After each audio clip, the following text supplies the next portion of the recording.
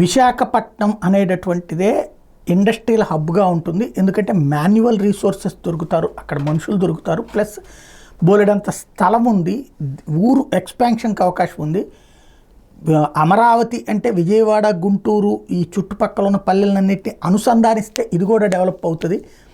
కానీ ఇది అనుసంధానించకుండా ఉట్టి 29 గ్రామాలకు పరిమితం చేస్తే పోనీ అప్పుడు దీన్ని పరిపాలన కింద పెట్టుకుని నెక్స్ట్ ఇండస్ట్రియల్ జోన్ ఇదంతా కూడా విశాఖని కేంద్రంగా నడిపించుకుంటే పోతుంది అనేది అనేకసార్లు ప్రస్తావించారు. ఇప్పుడు విశాఖపట్నం నిజంగానే పెద్ద ఎత్తున ఆకర్షిస్తోంది. ఏదైతే ప్రధానమైనటువంటి సెయింట్ గొబైన్ అద్దాల పరిశ్రమ, జపాన్కి చెందినటువంటి ట్రేనా సోలార్ అనే కంపెనీ ఇప్పుడు మళ్ళీ వస్తామంటున్నాయట.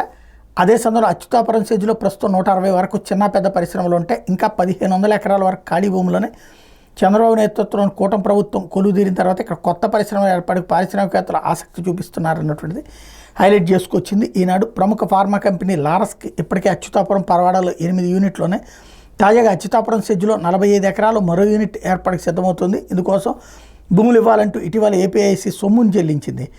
సబ్స్ట్రాక్ట్ మ్యానుఫ్యాక్చర్ ఇండియా లిమిటెడ్ అనే కృత్రిమ మేధ ఉత్పత్తుల తయారీ కంపెనీకి ఇప్పటికే సెజ్లో 20 ఎకరాలు కేటాయించారు. 189 కోట్ల పెట్టుబడిలో 5000 మందికి ఉపాధి కల్పిస్తామని డిపిఆర్లు చూపించారు. అచ్యుతాపురం సెజ్లో ఇప్పటికే ఉత్పత్తులు కొనసాగిస్తున్న టొయోట్స్ రేర్ ఎర్త్ అనే జపాన్ కంపెనీ 2 యూనిట్లు నెలకొల్పడానికి ఆసక్తి చూపెడుతోంది అన్నటువంటిది తాజాగా వచ్చినటువంటి లెక్కలు.